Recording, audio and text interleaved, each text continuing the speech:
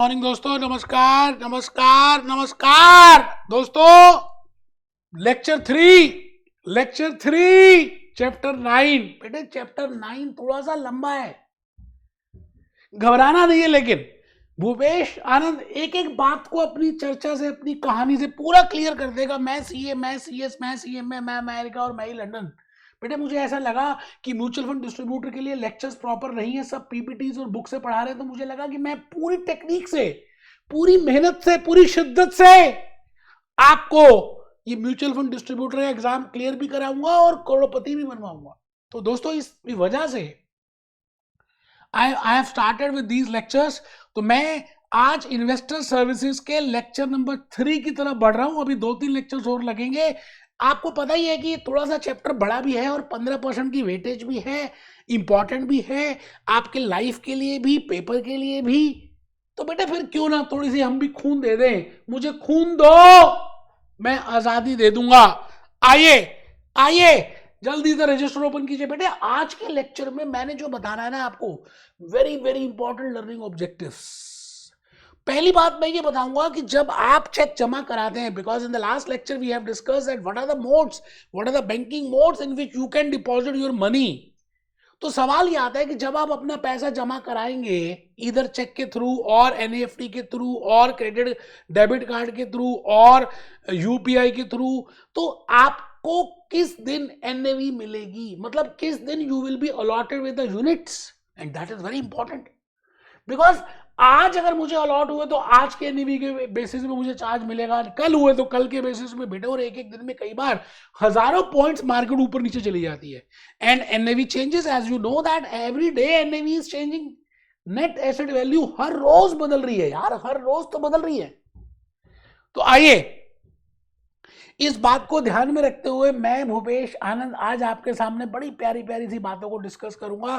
बेटा register open करना तो जरूरी है ही, और मेरी बात को सुनना भी बड़ा इंपॉर्टेंट है। आज के इस लेक्चर के थ्रू मैं आपको पहले तो filing the application forms for mutual funds की बात बताऊंगा और उसमें कट ऑफ डेट्स की बात बताऊंगा। बेटे अगर आप अपना वर्किंग नोट देखें ना, ये तो इसमें बड़ा ज्यादा एक चार्ट सा प्रिपेयर किया हुआ है जिसमें कट ऑफ नोट है और 101% आप इसको छोड़ देंगे। लेकिन मुझे ऐसा लगता है द इजीएस्ट है आज के इस लेक्चर के थ्रू मैं पहली बात तो आपको cut off timing and time stamping की बात करूंगा। It means when you deposit a application form and when you deposit a check, or what is the mode of payment, when you pay through a payment gateway or when you pay through directly through a debit card or when you pay through NEFT or RTGS or e-wallet, then which date, which time, बेटे समय और तारीख। तारीख पे तारीख बड़ी कीमती होती है म्यूचुअल फंड में, कि आप कौन सी तारीख को जमा करा रहे हो और वो कौन सी तारीख आपका डिपॉजिट करना अलग बात है, एएमसी के क्रेडिट में आना अलग बात है। बेटे एसेट मैनेजमेंट कंपनी आपको यूनिट्स तभी अलॉट करेगी जब उनकी तिजोरी में पैसे आएंगे। आपने 10 दिन पहले दिए, 1 दिन पहले दिए, 15 मिनट पहले दिए, इट हार्डली मैटर्स। वो कहते हैं जी अगर हमारी तिजोरी में 3 बजे तक पैसे आ गए, then only we can allot you units and then only we can charge this days NAV। Otherwise अगले दिन की बेसिस पे हम चार्ज करेंगे, अगले दिन के बेसिस पे अलॉट करेंगे और NAV उस दिन की बेसिस पे देखेंगे। मुझे मालूम है कि आपको शायद ये बात थोड़ी सी समझ नहीं है, मैं बताऊंगा। आप बस कमर सीधी करके तो बैठते नहीं है यार, है लैपटॉप में देखना है, डेस्कटॉप में देखना है, मोबाइल फोन में देखना ही नहीं है यार। वर्कबुक अपने सामने रखनी है, हार्ड कॉपी, है ना। मेरे नोट्स पीपीटी अपने सामने रखनी है, इरादे बुलंद रखने हैं। कहते हैं लाइफ में हमें जो भी कुछ चाहिए मिल जाता है अगर आप उसमें पूरी मेहनत कर दें, शिद्दत कर दें। आइए आइए मेहरबान मेहरबान कदरदान, आइए मैंने लिख दिया, ग्रेट मॉर्निंग लिख दिया। I've written Mutual Fund Distributor 5A series. I've written Chapter 9 investor services 15% के लिए, 15% के लिए थर्ड लेक्चर। बेटे तीसरा लेक्चर है, तीसरा लेक्चर पता है एक बात और कहता है, the thing you can control is your inner space. आप इस दुनिया में पेपर कैसा होगा, क्लाइंट कैसे मिलेंगे, वो सब बाहर की बातें हैं। आप अंदर से दृढ़ संकल्प कर लें कि मैं इसको पेपर को पास करूंगा और 101% अपने 100 क्लाइंट्स 10 क्लाइंट्स आने वाले 2 महीने में क्रिएट करूंगा और उनकी भावना, उनके लिए बेस्ट सोचूंगा, उनकी बेस्ट इन्वेस्टमेंट कराऊंगा। बेटे आप ये बताओ, जो हमारे म्यूचुअल फंड के लेक्चर्स देखते हैं वो अगर हमें लेक्चर हमारा अच्छा लगता है तो आगे रेफर करते हैं। तो आपने अगर पहले 10 क्लाइंट को सेटिस्फाई कर दिया तो क्या वो रेफर नहीं करेंगे आपको? ऑटोमेटिकली आपका बिजनेस बढ़ना शुरू हो जाएगा। आपको दूसरे की भले की भावना देखनी है, ऐसा नहीं कि बस एक बार कमीशन मिल गई, नहीं यार। And they can change their mutual fund distributors. So what is the fun in that? You have to give a best service. आपको बेस्ट सर्विस देनी है, उनका भला सोचना है, तभी तो आप प्रॉस्पर करेंगे। सबके भले में आपका भला है यार। आइए आइए, मेहरबान मेहरबान मेहरबान मेहरबान कदरदान, आइए बेटे। मैं आज के इस लेक्चर के थ्रू सबसे प्यारी बात, सबसे इंपॉर्टेंट बात जो आपको पता होनी चाहिए इन्वेस्टर सर्विसेज चैप्टर 9 में, वो पता होनी चाहिए cut off timing and time of stamp. मतलब आप किस दिन जमा करा रहे हैं और आपको किस दिन यूनिट्स अलॉट हो रहे हैं और आपको किस दिन की एनएवी चार्ज होगी। if that fund is a normal fund, if that fund is a liquid fund, if that fund is a non-liquid fund, then which rates, which NAV will be applicable। तारीख पे तारीख और date और time बड़ा important है। तो बेटा उस बात को समझाने के लिए इतना बड़ा टेबल दिया हुआ आपके वर्किंग नोट में और आप घबरा जाएंगे बेटा उसको देखकर। बट अगर आप आने वाले 2 मिनट ध्यान से देखते हैं और ये चित्र बनाते हैं, you prepare this timeline. The first point, the first चर्चा, my story start from here. मेरी कहानी शुरू हो रही है, चर्चा पहली शुरू हो रही है। पहला पॉइंट मैंने लिखा, you have to write it down, cut off time and time stamp। it means what is that cut off time?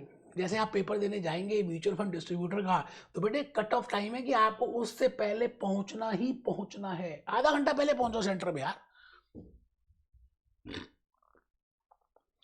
वो समय, वो तारीख, वो डेट, वो मोमेंट, वो लम्हे बड़े कीमती हैं। तो आज हम लम्हों की बात करेंगे। तो मैंने कहा एक इन्वेस्टर, चलिए अभी लिखना कुछ नहीं, खाली पहले सुनिए। एक इन्वेस्टर था और उस इन्वेस्टर का नाम है रामू। इसका नाम है रामू। रामू, ए Ramu, Ramu wants to invest. Ramu के आप म्यूचुअल फंड डिस्ट्रीब्यूटर हैं। आपने रामू से चेक लिया, सोमवार का दिन था, मंडे का डे था। आपने वो चेक 11:30 पे एक्सिस म्यूचुअल फंड के एएमसी को दे दिया, या उसके आपने एजेंट्स को दे दिया, है ना, रजिस्ट्रार एंड ट्रांसफर एजेंट्स को दे दिया 11:30 बजे। आपको क्या लगता है कि वो आपका चेक लेकर भागेंगे अपने बैंक की तरफ? जैसे फॉर एग्जांपल आपने कैंप्स में डिपॉजिट किया ये चेक, तो क्या उसी समय 11:30 बजे ही आपका चेक जमा कराने चले जाएंगे वो अपने बैंक में? या बेटे आप ये बताओ, एक एएमसी के पास, एक रजिस्ट्रार एंड ट्रांसफर एजेंट के पास मंडे के डे या किसी भी डे में इतने सारे इन्वेस्टर्स आ रहे हैं। कोई 11 बजे आ रहा है, कोई 11:30 आ रहा है, कोई 12 बजे आ रहा है, कोई 1 बजे आ रहा है, कोई 2 बजे आ रहा है। It means they have as per their own suitability अलग अलग इन्वेस्टर्स अलग अलग समय उनके पास आने वाले हैं। तो 3 बजे का समय, मैं भी रिपीट करता हूं, 1 2 3 बजे का समय उन्होंने फिक्स कर दिया। जैसे आप पोस्ट ऑफिस में जाते थे, पोस्ट बॉक्स में चिट्ठी डालते थे, तो हर समय थोड़ी पोस्टमैन आके ले लेता है। या आप एचडीएफसी के चेक ड्रॉप बॉक्स में चेक ड्रॉप करते हैं, फॉर एग्जांपल आप नॉर्मल चेक्स करते होंगे, ऐसा थोड़ी जैसे आप ड्रॉप करेंगे उसी समय बॉक्स खोलने के लिए आएंगे, उसी समय वहां से चेक निकालेंगे, उसी समय। They have fix timings. इसी तरह से these companies, these transfer and registrar and transfer agents, they have fixed timings।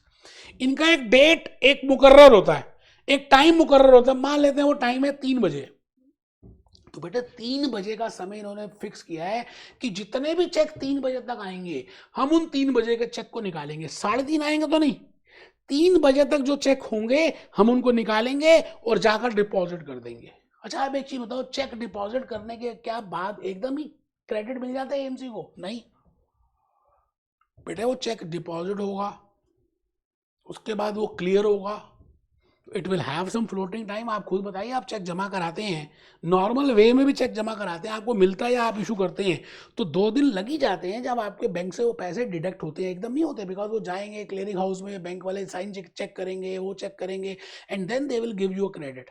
आपके पास एसएमएस आते हैं, आप चेक करके देखिए। तो मैंने यहां पर एग्जांपल लिया कि मंडे को वो आया, मंडे को 11:30 बजे चेक जमा कराया और 3 बजे का कट ऑफ टाइम था, सबमिट हुआ ट्यूसडे को। क्योंकि देखिए देखिए कट ऑफ टाइम 3 बजे है, मतलब 3 बजे तक के जो आएंगे वो हम जमा कराएंगे। इसका मतलब बेटा बैंक की छुट्टी हो गई 3 बजे के बाद, तो ये प्रेजेंट कब हुआ, प्रेजेंट कब हुआ, ट्यूसडे सुबह सुबह जाकर जमा करा देंगे। अच्छा ट्यूसडे सुबह सुबह कराया तो मैं मान के चल रहा हूं 2 दिन लग जाते हैं, ट्यूसडे और वेडनेसडे।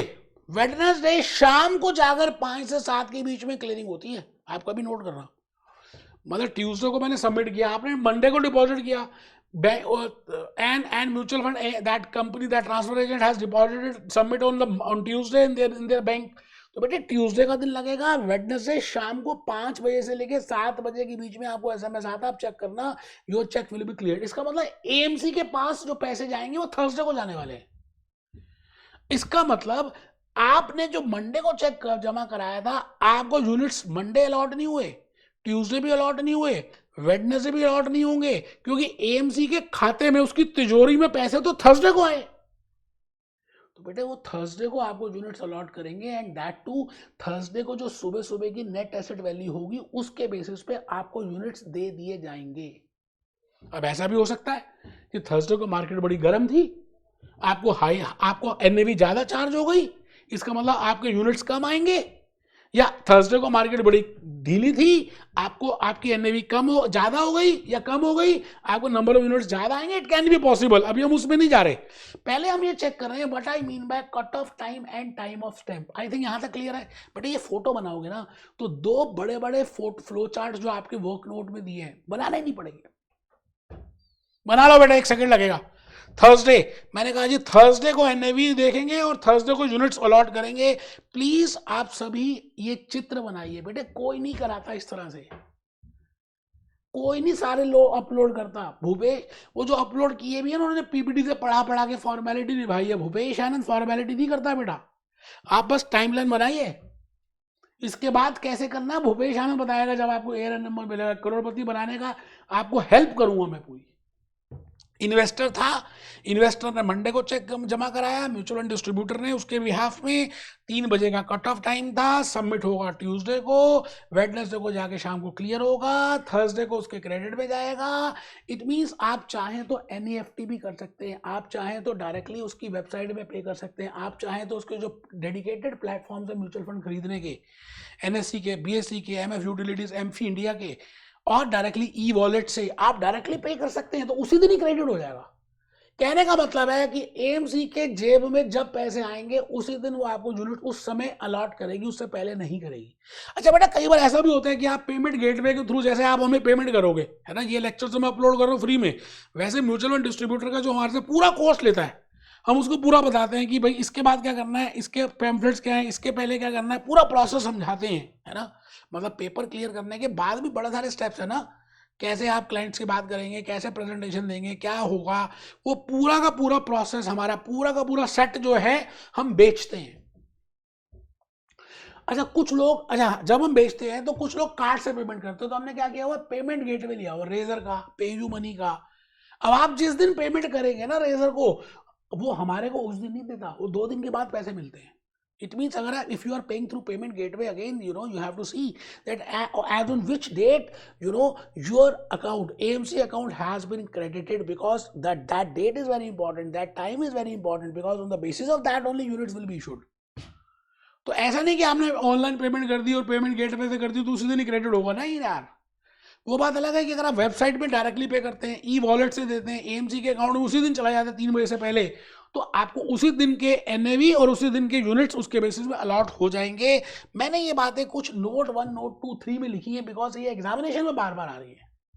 तो नोट 1 में लिख लें, units will not be allotted on Monday, as in the example, I have assumed that if you have allotted, if you have applied for Monday, so your units will not be issued on Monday. Okay, note number 1. If you have paid by check, if you have paid, or if you have paid by anything, I will be concerned with the time and the date of the credit in the AMC bank account. Note number 2. Check deposited on Monday, but NAV of Thursday is applicable. In the example which I have just given you, जो भी अभी मैंने आपको example दिया, उसमें यही बात थी कि चेक आपने मंडे को जमा कराया, लेकिन आपके क्रेडिट में थर्सडे को आएगा, और यूनिट्स भी और वैल्यू भी थर्सडे की चार्ज होगी अगर आपने चेक के थ्रू पेमेंट की है। बेटे अगर आप 2-3 नोट कर लेते हो ना, तो एक तो आप अपने क्लाइंट को कन्विंस कर पाओगे, है ना। क्या पता आपका क्लाइंट कहे जी आपने महंगी होगी मार्केट जान के खरीदे, ऐसे आपको कमीशन ज्यादा, तो आप बता सकते हो ना। Note number 3, time and date of submission is important. बड़ी सिंपल सी बात है जी, in case is this is very precious, time and date is very precious.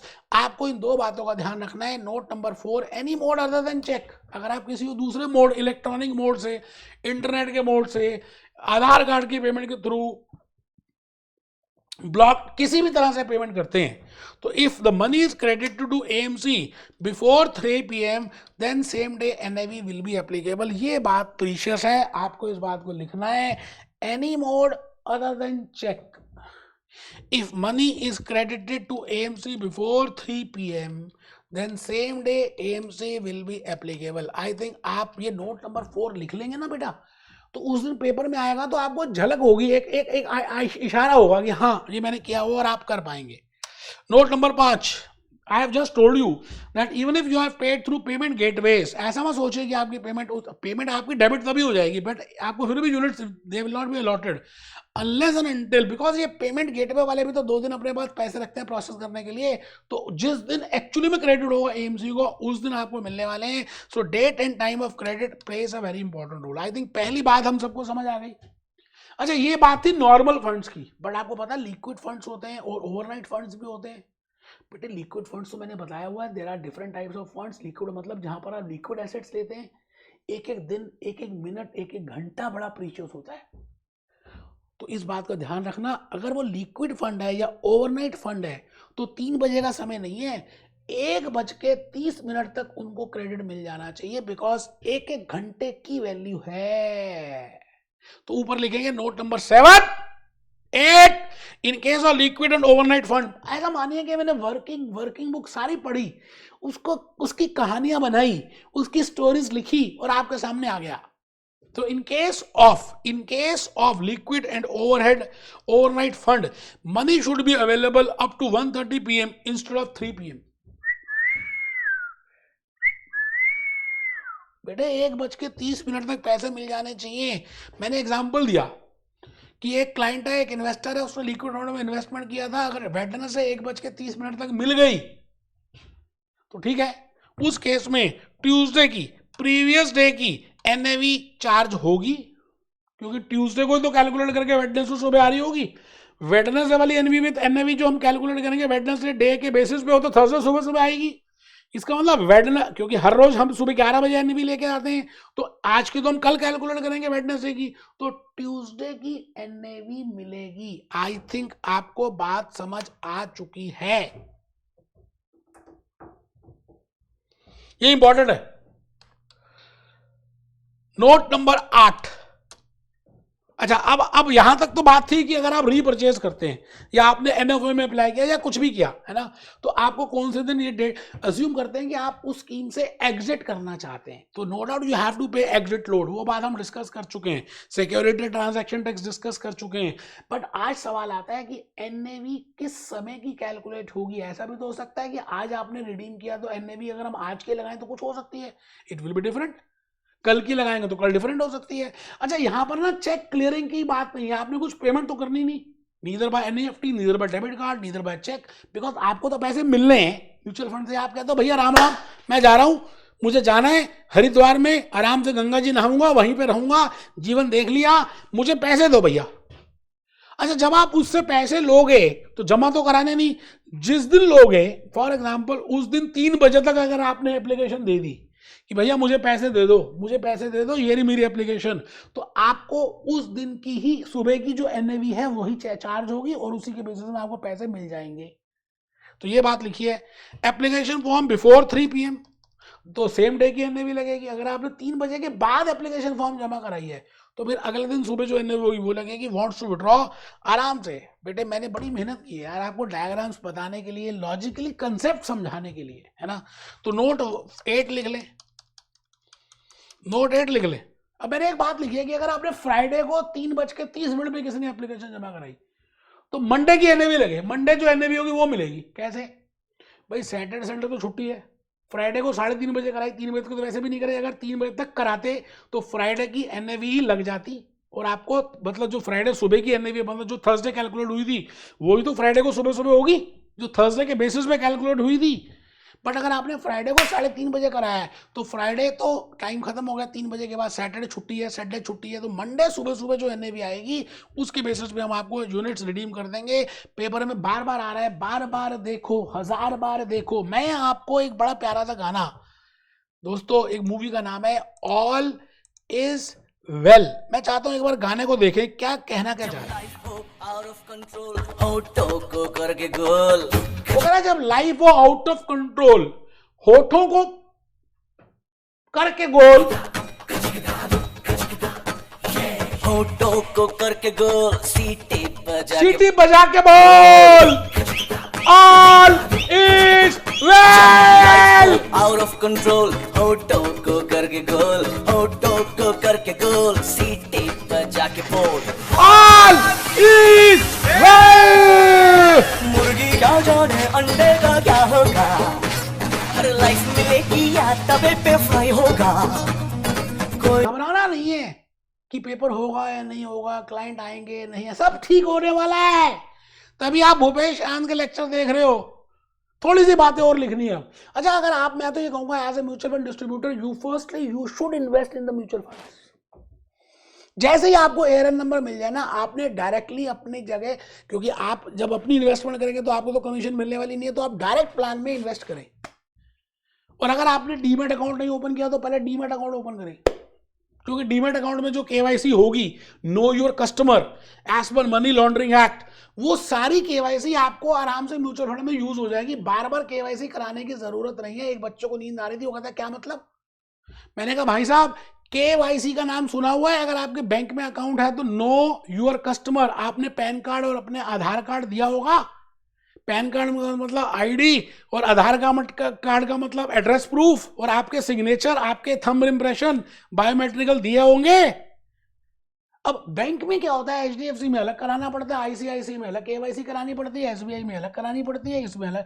It means अगर आपके जितने भी अकाउंट है बैंक्स में, you have to do that much number of KYCs as per money laundering act. But SEBI ने एक बड़ा online process start कर दिया है। वो कहते हैं नहीं यार, जो कैपिटल मार्केट के इंस्टीट्यूट्स हैं, है ना, आप जब डीमैट अकाउंट के लिए करा रहे हो केवाईसी, मान लेते हैं, तो भाई साहब हम वही केवाईसी मान लेंगे कि आप म्यूचुअल फंड में करा रहे हो, और किसी भी म्यूचुअल फंड में आप इन्वेस्ट कर सकते हो 45 में, no need to go for KYC again and again. तो ये बात बड़ी इंपॉर्टेंट है जो समझनी है। और तीसरी बात, 3 ही डॉक्यूमेंट्स की जरूरत पड़ती है, 3। एक, जैसे बापूजी के 3 बंदर थे, बुरा मत देखो, बुरा मत बोलो, बुरा मत सुनो। So there are 3 documents which are to be deposited in KYC. पहली बात, आपको ये प्रूव करना पड़ेगा कि आप इंसान हैं या आप कोई इंडिविजुअल हैं या नॉन इंडिविजुअल हैं, बताना पड़ेगा यार, आइडेंटिटी प्रूव करनी पड़ेगी। दूसरी बात, आपको ये भी बताना पड़ेगा कि आप रहते कहां हैं, इसका मतलब रेजिडेंशियल आइडेंटिटी भी प्रूव करनी पड़ेगी। और तीसरी बात, अपना फोटो, जैसे मेरी फोटो है, अपनी फोटो देनी पड़ेगी। तो 3 चीजें बड़ी इंपॉर्टेंट है अगर आप केवाईसी को समझना चाहते हैं तो। बट मुझे एक बात बताइए, हमारे देश में इतने सारे लोग हैं, इतनी पॉपुलेशन है, पहले नंबर पे आ रहे हैं, क्या सब इनकम टैक्स पे करते हैं? बेटे नहीं करते, बड़े कम है, 5, 10, 15% ही होंगे जो खाली इनकम टैक्स पे कर रहे हैं। इसका मतलब क्या इतनी बड़ी पॉपुलेशन में सबने pan account number, permanent account number लिए होंगे? नहीं लिए होंगे। इसका मतलब अगर आपके पास परमानेंट अकाउंट नंबर नहीं है तो क्या आप म्यूचुअल फंड में इन्वेस्टमेंट नहीं कर सकते क्योंकि केवाईसी आपकी नहीं हो सकती? मैं कहूंगा वैसे तो नहीं हो सकती, लेकिन कुछ केसेस में, एक्सेप्शनल केसेस है, उसमें हो सकती है। जैसे ड्राइवर है, जैसे हाउसवाइफ है, या जैसे मोची है, या जैसे चाय बनाने वाला है, मान लो उसने पैन कार्ड नहीं लिया तो 50,000 रुपए तक 1 साल में अगर इन्वेस्ट करेगा तो फिर भी हम मान लेंगे बिना उसके पैन कार्ड के। बट द पॉइंट इज, अगर आप सच में लॉ में जाना चाहते हैं, आप ग्रो करना चाहते हैं, तो you should go for pan number, permanent account number. 18 साल होते ही सबसे पहला काम आपको करना चाहिए कि आप अपना पैन नंबर अप्लाई करें, है ना। बेटा इनकम टैक्स रिटर्न फाइल करें, अपने आप फाइल करें, परमानेंट अकाउंट, तभी तो नॉलेज बढ़ेगी, आप तभी क्लाइंट्स को बताएंगे। आप बताओ, आपके पास क्लाइंट्स होंगे जिनके पास पैन नंबर ही नहीं है, they can not invest more than 50,000, तो क्या खाक कमीशन मिलेगी आपको? खाक मिलने वाली, कुछ नहीं मिलेगा। तो मैं भूपेश आनंद आज के इस लेक्चर नंबर 3 में अब आपको कुछ बताने जा रहा हूं that how you can know your customer. It means whenever as a mutual fund distributor आप जब अपने इन्वेस्टर को बोलेंगे कि भैया इन्वेस्ट कर दो, वो मान भी गया, तो उसकी केवाईसी करानी पड़ेगी। तो उससे पहले पूछना कि क्या आपने डीमैट अकाउंट ओपन किया हुआ है, क्योंकि वही डीमैट अकाउंट की केवाईसी चल जाएगी। नहीं किया तो उसको कहना डीमैट अकाउंट ओपन कर ले भाई। अगर वो नहीं करना चाहता तो आप केवाईसी उसके लिए पैन कार्ड, एक तो आईडी प्रूफ, एक रेजिडेंशियल प्रूफ और एक फोटोग्राफ, 3 डॉक्यूमेंट्स की जरूरत पड़ेगी। उनको अटेस्टेशन भी कराना है, सेल्फ अटेस्ट होने चाहिए। क्या पता झूठे लोगों, तो इन्वेस्टर खुद सेल्फ अटेस्ट करेगा। और रजिस्ट्रार एंड ट्रांसफर एजेंसी भी कर सकती है उसके ओरिजिनल डॉक्यूमेंट देखकर। और यहां पर म्यूचुअल फंड डिस्ट्रीब्यूटर को भी बड़ा बना दिया गया है। म्यूचुअल फंड डिस्ट्रीब्यूटर भी उसके डॉक्यूमेंट्स को वेरीफाई कर सकता है ओरिजिनल डॉक्यूमेंट्स देखकर, और लिख सकता है यस आई हैव वेरीफाइड, तो उसके सिग्नेचर भी चलेंगे। कहने का मतलब है it should be verified, it should be self attested. तो सवाल ये आता है कि एक बच्चा कहता है जी मुझे तो नींद आ रही है, आप क्या बोलते जा रहे हो बेटा, मैं नो योर कस्टमर की बातें बोल रहा हूं। आप जरा हेडिंग कमर सीधी करो ना। आओ आओ आओ जी, आओ जी, दिल से दिल लगाओ जी, ऊपर हेडिंग लिखो जी, KYC requirements for mutual fund investors. And we have seen that individuals can be investors, non-individuals can be investors, trust can be investors, company can be investor, partnership firm can be investor, education institute can be investor, NRI can be investor. So all have to follow KYC process given by SEBI, and that is as per Money Laundering Act. Very important. ऊपर heading लिखिए, सब लिखेंगे बेटे। ये सबसे important शुरू हो गया। इन्वेस्टर के पास जब आप पहली बार जाएंगे ना, पहली बार जब आप देखेंगे अपने इन्वेस्टर को, तो आपने विजुलाइज करना है कि वो आपसे इन्वेस्टमेंट करा रहा है और आपको 10,000 रुपए की मंथ की एक सिप दे रहा है या 1 लाख रुपए की सिप दे रहा है, और आप कितने खुश हैं। पहली बार आपको 1 लाख का चेक मिला, सिस्टमैटिक इन्वेस्टमेंट प्लान, हर महीने वो 1 लाख रुपए जमा कराएगा, और आप सोचिए आपको कितनी सारी कमीशन मिलेगी, कितने खुश होंगे आप। बस वो खुशी लेकर आनी है चेहरे पे। मैं बताऊंगा आपको क्या कैसे वो आएगा, मैं बताऊंगा। अभी पहले नोट करिए, KYC requirement for mutual fund distributor में every investor whether it is individual और non individual, whether is a resident और अ नॉन रेजिडेंट, कंपनी और अ ट्रस्ट, टेम्पल और anything, we have seen in the last lecture, should go for KYC. And when I say KYC, K means no, Y means your, C means customer. और आप सबके bank accounts हैं, आप KYC के बारे में जानते हैं। मैं बस आज आपको ये बताने जा रहा हूं कि म्यूचुअल फंड में, डीमैट में, कैपिटल मार्केट इंटरमीडिएट्स में एक ही केवाईसी से काम चल जाएगा, और उसमें 3 डॉक्यूमेंट की जरूरत पड़ती है। आप लिख लेंगे तो ध्यान में रहेगा, बार बार देखना नहीं पड़ेगा, याद आ जाएगा अपने आप ही। Same KYC, 1 KYC for all mutual fund, this is very important. 1 KYC for all mutual funds. KYC documents में 3 डॉक्यूमेंट्स की बात करेंगे। जैसा मैंने कहा, permanent account number is must. बेटे चाहता तो मैं इसको वर्कबुक से देख देख के बोल सकता था, पीपीटी से बोल सकता था, लेकिन मुझे लगा कि जब आप लिखेंगे और थोड़ी सी मेरी हैंड रिटन स्लाइड्स होंगी और मैं जब एनर्जी से बोलूंगा तो आपको ज्यादा समझ आएगा। मैं एक एक चीज को 3-3 बार रिपीट कर रहा हूं कि आपको लॉजिकली समझ आ जाए। तो पहला है pan card, permanent account number, pan card. अगर आप 18 साल के हो गए हैं तो you can easily get pan card. वो आपकी आइडेंटिटी को प्रूव करेगा, उसको साइन करना है, सेल्फ अटेस्टेड होने चाहिए।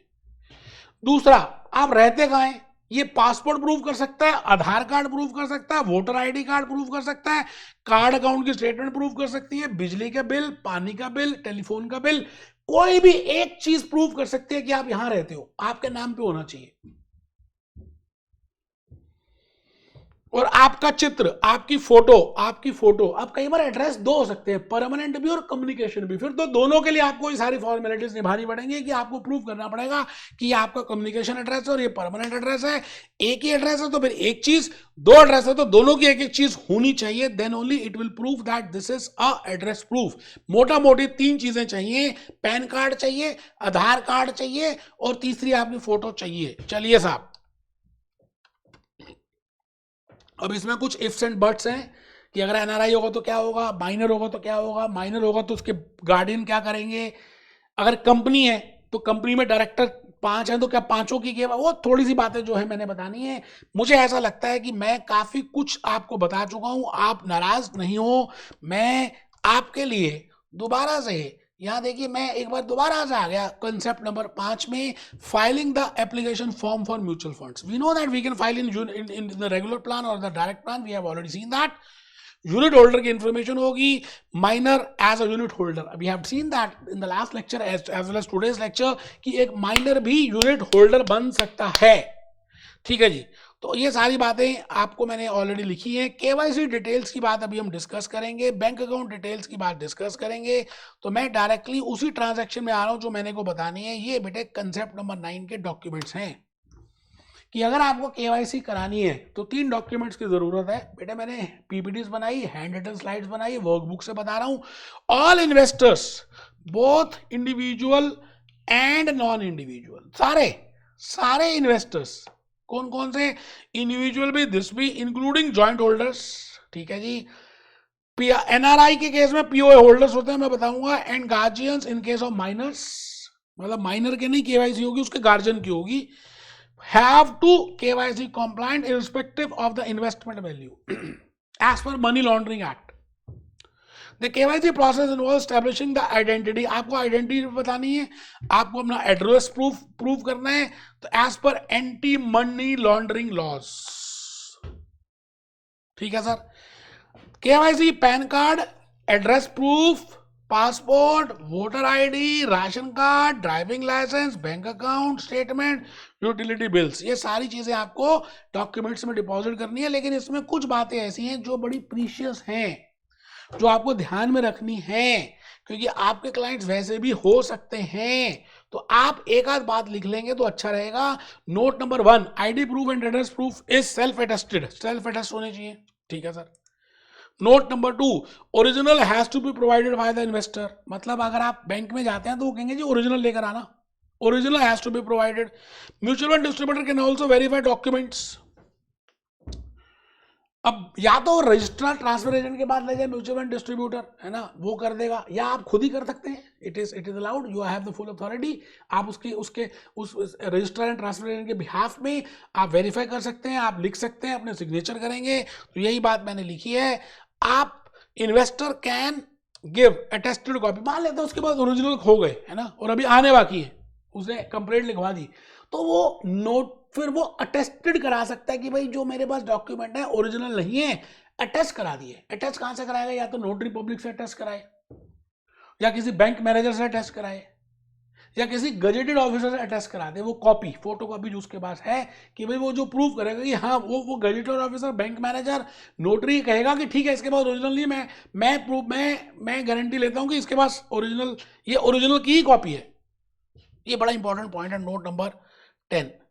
ठीक है जी, अब मैं धीरे धीरे आगे बढ़ रहा हूं, एक एक बात छोटी सी बताना की कोशिश करूंगा कि अगर आपके पास पैन कार्ड नहीं है, क्योंकि मैंने बताया इतनी सारी पब्लिक है, इनकम टैक्स रिटर्न फाइल ही नहीं करते लोग, पैन कार्ड भी बहुत कम है लोगों के पास।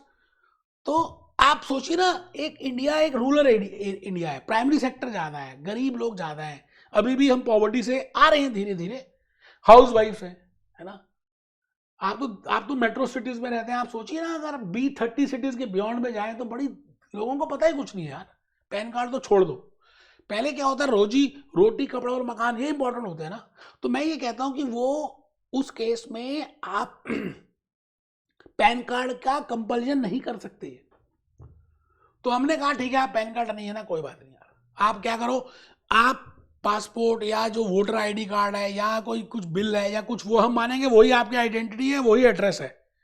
त्वमेव माता च पिता त्वमेव, त्वमेव बंधु च सखा त्वमेव, तुम ही सब कुछ हो। तो यहाँ पर ये लिखा है PAN exempted investments in mutual fund, voter ID, driving licence, passport, photo ration card, photo debit card, government issue documents कर सकते हैं। लेकिन अगर आपके पास पैन कार्ड नहीं है तो एक साल में आप 50,000 रुपए से ज्यादा सारे म्यूचुअल फंड मिलाकर इन्वेस्टमेंट नहीं कर सकते। और 50,000 होते क्या जी? चलो सर, चलो जी, केवाईसी रजिस्ट्रेशन एजेंसीज, मैंने ये बताना है कि आप केवाईसी कराने के लिए या तो सेबी ने सेंट्रलाइज एजेंसीज बना दी है, और आप KYC through e KYC service of UIDAI कर सकते हैं। आधार कार्ड के बेसिस में भी आपकी केवाईसी हो सकती है। आप आराम से केवाईसी ऊपर लिखिए, 6 पॉइंट लिखिए, 4th पॉइंट लिखिए, केवाईसी रजिस्ट्रेशन एजेंसीज लिखना है बेटे। लिखने से आधी से ज्यादा बातें आपको डाइजेस्ट हो जाएंगी। Centralise KYC registration agencies, centralise KYC registration agencies, KYC through e KYC service of UIDAI, अभी फुल फॉर्म बताऊंगा। सेबी ने ये कहा है कि भाई हम कुछ एजेंसीज को नॉमिनेट करते हैं, है ना, ये आपके लिए केवाईसी करेंगी और ये आपका रिकॉर्ड भी रखेंगी, और यही केवाईसी आप कहीं भी किसी भी म्यूचुअल फंड में या किसी भी कैपिटल मार्केट इंटरमीडियरी में जब भी कुछ करना है तो यू कैन यूज इट। बार बार नहीं करना, आपको बार बार केवाईसी नहीं करानी, है ना, इन्वेस्टमेंट में ध्यान दो। तो देखिए मैंने लिखा centralise KYC registration, CAMS, Karvy, CDSL। तो इसमें क्या होगा, सेबी ने सेंट्रलाइज केवाईसी बना दिया, इसमें all entities of capital market ये बनाएंगे तो बहुत अच्छा रहेगा। देखिए मैंने कहा SEBI has started with this process, centralise KYC, all entities of capital market. अगर आपने डीमेट अकाउंट ओपन किया हुआ है तो चक्कर ही खत्म है, केवाईसी वहीं हो गई आपकी, है ना। तो all that can be easily done. अगर डीमेट अकाउंट नहीं और आप म्यूचुअल फंड में इन्वेस्टमेंट करना चाहते हैं तो मैं ये रिकमेंड करूंगा, पहले आप डीमेट अकाउंट बोलिए अपने क्लाइंट को खोलने के लिए, क्योंकि डीमेट अकाउंट आपने खोला नहीं, वही केवाईसी कैपिटल मार्केट इंटरमीडिएरी की यहां पे भी यूज हुई नहीं, तो you can easily use that. ठीक है sir. KYC of minor, I have just told you minor can invest but minor can not have the capability to interact to enter into capability to contract, तो guardian करेगा। अच्छा, guardian की KYC होगी, minor की KYC नहीं होगी। Paper में question आ सकता है, आपको वैसे भी पता होना चाहिए जब आप अपने क्लाइंट के लिए इन्वेस्ट करते हैं। फॉर एग्जाम्पल मेरा बेटा पार्थ है, मैं भूपेश आनंद हूं, मैं उसके नाम पे जमा कराना चाहता हूं, वो भी 18 ईयर से कम है, तो मेरी केवाईसी ही चलेगी। अगर मैंने केवाईसी ऑलरेडी कराई तो उसी को यूज कर दूंगा, जबकि इन्वेस्टमेंट पार्थ आनंद के नाम पे होगी। आप मेरी बात समझ रहे हैं? केवाईसी। अच्छा, दूसरी बात, ये बड़ी इंपॉर्टेंट बात है जो मैं बताने जा रहा हूं बेटे। कई बार क्या होता है ना कि बेटा जो है ना, बच्चे बड़े जब हो जाते हैं ना तो अब दूसरे देश चले जाते हैं। US से चला गया, माता पिता यहीं पे, इंडियन ओरिजिन तो यहीं की थी, बट वहां जाके पैसे कमा रहा है, माइक्रोसॉफ्ट में लग गया। अब लेकिन उसका मन, उसका दिल यहीं पे है, भारत माता की जय, भारत माता की जय, मेरा भारत महान। तो वो यहाँ पे म्यूचुअल फंड में इन्वेस्टमेंट करना चाहता है, लेकिन है वो वहां पे, तो साइन में दिक्कत आएगी। तो क्या करेगा बेटा, अपने पिताजी को पावर ऑफ अटॉर्नी दे देगा। पैसे वही जमा करा रहा है, लेकिन वो पावर ऑफ अटॉर्नी दे देगा अपने पिताजी को कि आप पिताजी मेरे बिहाफ में किसी भी म्यूचुअल फंड में साइन करने हैं तो आप मेरे बिहाफ में साइन कर सकते हो। तो पिताजी जब भी इन्वेस्ट करेंगे, साइन करेंगे, पावर ऑफ अटॉर्नी जमा कराएंगे, पैन कार्ड अपने बेटे का जमा कराएंगे, और जो भी कुछ है वो जमा कराएंगे। इसको बोलते हैं पावर ऑफ अटॉर्नी, मतलब मैं किसी दूसरे के बिहाफ में साइन कर पाऊं। अब बेटे पावर ऑफ अटॉर्नी भी दो तरह की होती है, एक होती है जनरल पावर ऑफ अटॉर्नी कि किसी भी नॉर्मल सिग्नेचर में कर लेगा, एक होती है स्पेसिफिक पावर ऑफ अटॉर्नी। मान लेते हैं उस बेटे का एक घर है इंडिया में और वो उस बेटे के नाम में ही है, और वो बेटा उस घर को बेचना चाहता है। वो बेटा अपने पिताजी को पावर देना चाहता है कि उनके पास पावर ऑफ सिग्नेचर करने की उसके बिहाफ में, खाली इस घर को बेचने के लिए, only for this specific transaction. तो फिर वो स्पेसिफिक पावर ऑफ अटॉर्नी देगा। So I repeat, there are two types of power of attorneys. One is general power of attorney and second is special power of attorney. General power is for special general signs, general permission. Special power of attorney is specifically for a particular transaction. तो उस case में that particular person, because we are talking for mutual fund, हम क्योंकि mutual fund की बात कर रहे हैं, तो इंडिया से बाहर बैठे हुए इंडियन ओरिजिन NRIs भी अपनी इन्वेस्टमेंट इंडिया में कर सकते हैं एंड सिग्नेचर्स भी करवा सकते हैं किसी और के। तो उसको हम बोलते हैं, वो तभी होगा जब उसने पावर ऑफ अटॉर्नी दी होगी। तो ये बात नोट नंबर 2 में लिखी हुई है। प्रीशियस है भाई साहब, आपकी मर्जी है, आप ढीले होकर बैठ चुके हैं। एक बच्चा तो पता नहीं वॉशरूम आ रहा है, जा रहा है, पानी पी रहा है, पता नहीं। अरे भैया 10 मिनट बहुत ज्यादा बोल दिए, 5 मिनट का रह गया यार, इतना इंपॉर्टेंट कंसेप्ट चल रहा है। आपके इन्वेस्टर्स क्या एनआरआई नहीं होंगे? क्या आपके इन्वेस्टर्स माइनर नहीं हो सकते? क्या खाली पास होने के लिए आप पढ़ रहे हो? बेवकूफ हो। इतना कुछ मैं दे रहा हूं खाली पढ़ने के, पास होने के लिए, 50% के लिए। वो तो आ गए आपके, आप छोड़ दीजिए बाकी चैप्टर, तब भी पास हो जाएंगे 50%। 9 चैप्टर चल रहा है, 8 तक कर लीजिए, तब भी काम हो गया। क्या बात करते हैं यार, ज्यादा समझदार बनते हो। लिखो KYC for power of attorney holders on behalf of investors. Now KYC can be, मैंने एग्जांपल दिया अपना और अपने बेटे का, भूपेश आनंद, पार्थ आनंद। पार्थ आनंद यूएसए में है, उसके बाद हम उसका वो मेरे बिहाफ, वो मैं उसके बिहाफ में साइन कर सकता हूं। अगर मेरे पास जनरल पावर ऑफ अटॉर्नी अपने बेटे की, बेटे ने मेरे को दे दी पावर ऑफ अटॉर्नी, तो मैं कर सकता हूं। और कई बार ऐसा भी होता है ना कि पिताजी जो है बेड रिडन है, मैं अपनी बात नहीं कर रहा, जनरली बेचारे लिख नहीं पा रहे, कुछ नहीं कर पा रहे, अभी इतनी सारी फैमिली है, आपको बंटवारा होना है, तो पिताजी क्या करते हैं, अपने बेटे को एक स्पेसिफिक पावर ऑफ अटॉर्नी दे देते हैं कि भैया तू मेरे बिहाफ में साइन कर दियो यार, काम खत्म कर, मैं तो जा रहा हूं या चला जाऊंगा, आईसीयू में है। तो मैंने जस्ट एग्जांपल देने की कोशिश की कि पावर ऑफ अटॉर्नी कब कब आप यूज कर सकते हैं। बेटे लेक्चर भी सुन लेंगे ना तो आप पास हो जाएंगे यार, और आप अपने क्लाइंट को कन्विंस कर सकते हैं। फादर बेड रिडन है, मैंने एग्जांपल दिया। पावर ऑफ अटॉर्नी 2 तरह की होती है, one is general power of attorney, second is special power of attorney. And I have already told you what I mean by general power of attorney, what I mean by special power of attorney, which is for specific reasons, which is for specific transactions, that is special, जैसे नाम ही बता रहा है ना। Last बताने जा रहा हूं जी, बस खत्म हो गया। अगर एनआरआई है, जैसे मैंने अभी बताया मेरा बेटा एनआरआई है, पर वो इंडियन ओरिजिन इंडिया का है और वो इन्वेस्टमेंट करेगा, तो उसको केवाईसी की जरूरत में क्या क्या करना पड़ेगा? पैन कार्ड जमा कराना पड़ेगा भाई साहब, कंपलसरी है। पासपोर्ट की कॉपी, पीओआई कार्ड अभी बताऊंगा, पीआईओ कार्ड, ओसीआई कार्ड, और ओवरसीज एड्रेस, जहां पे वो इंडिया अमेरिका में न्यूयॉर्क में रहता है तो न्यूयॉर्क का एड्रेस ये बताना पड़ेगा, तो उसकी केवाईसी हो जाएगी। मैं लास्ट पड़ाव पे हूं, देखिए और कोई स्लाइड ही नहीं बची।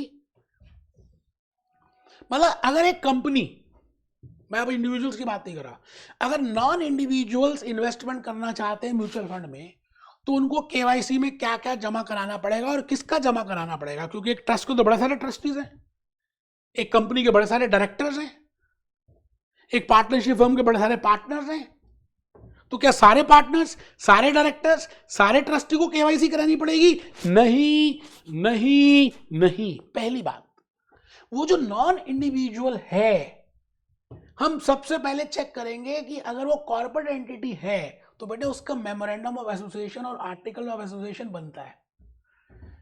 हम ये चेक करेंगे कि क्या उसके मेमोरेंडम ऑफ एसोसिएशन में और आर्टिकल ऑफ एसोसिएशन में उस कंपनी के पास पावर है, क्या वो म्यूचुअल फंड में डिपॉजिट कर सकती है। अगर वो ट्रस्ट है तो हम उसकी ट्रस्ट डीड में जाकर चेक करेंगे कि क्या उस ट्रस्ट डीड में कोई क्लॉज है that trust can invest in mutual fund. और अगर वो पार्टनरशिप फर्म है तो हम उसकी पार्टनरशिप डीड में जाकर चेक करेंगे कि क्या उन्होंने एग्रीमेंट में लिखा हुआ है। उसके साथ साथ अगर है, जैसे कॉर्पोरेट एंटिटी का केस कर ले, तो उसके साथ साथ उसकी एक रेजोल्यूशन चाहिए होगी कि भाई उस कंपनी के जितने भी डायरेक्टर्स हैं वो एक बोर्ड की रेजोल्यूशन पास करें कि because it has been specified in the memorandum and the article and we can directly deposit the money in the mutual fund, so we propose that this much amount should be deposited in the mutual fund. ये resolution board of directors sign करेंगे।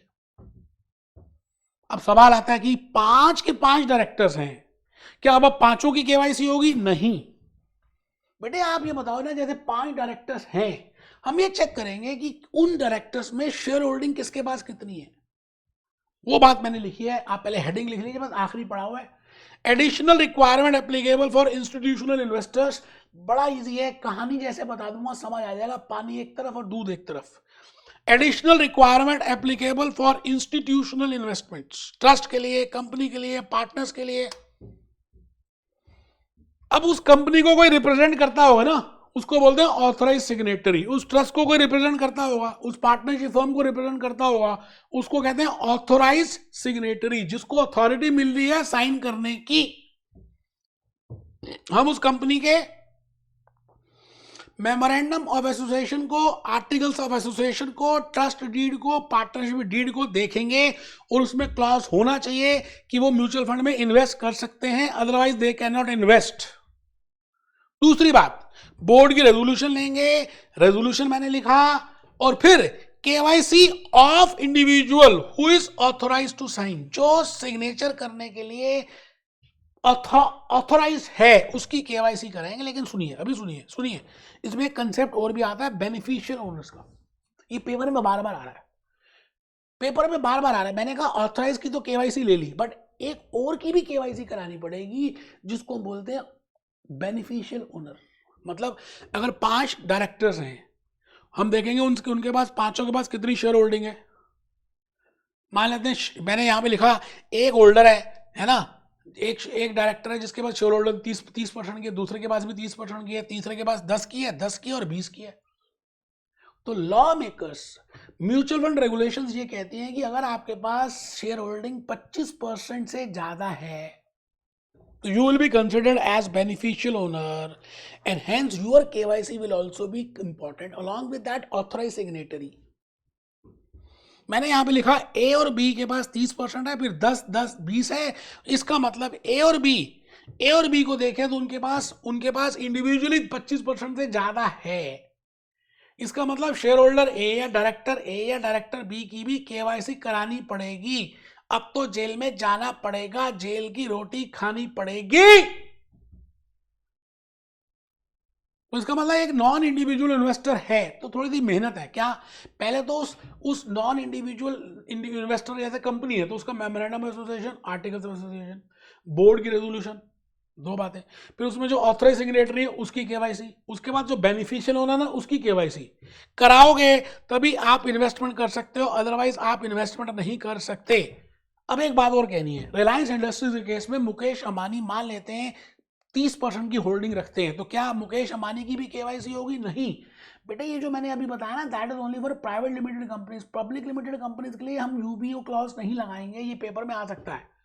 मतलब beneficial ownership का concept public limited में, listed कंपनियों में नहीं लगता, it is only in case of private limited companies. ठीक है सर, बहुत बढ़िया, समझ आ गया है बेटे। मैं क्या बताऊं, अपना दिल दे रहा हूं, समझ आ गया। आप तो क्या बताऊं आपको तो सब चीज़ें आराम से मिल रही हैं। मुझे पता है कि इसको बनाने में समय कितना लगता है, फिर बोलने में कितनी एनर्जी लगती है।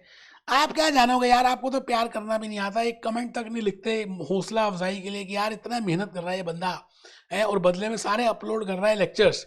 इसके बदले में क्या मिल रहा होगा? कुछ नहीं मिल रहा बेटा, खाली मन की सेटिस्फेक्शन है। अच्छा, मन की सेटिस्फेक्शन मॉनिटरी से तो आ ही नहीं रही क्योंकि सारे अपलोड ही कर रहा हूँ। तो बेटे सेटिस्फेक्शन कैसी है आपकी? आप कुछ कमेंट लिखते हैं, आप रेफर करते हैं, तो मन में लगता है चलो मैंने जो सोचा था लोगों का भला तो हुआ, लोगों का फायदा तो हुआ, कुछ बेनिफिट तो मिल रहा है लोगों को। इतनी बड़ी वर्कबुक पढ़ेंगे तो पागल से हो जाएंगे, आप तो छोड़ देंगे।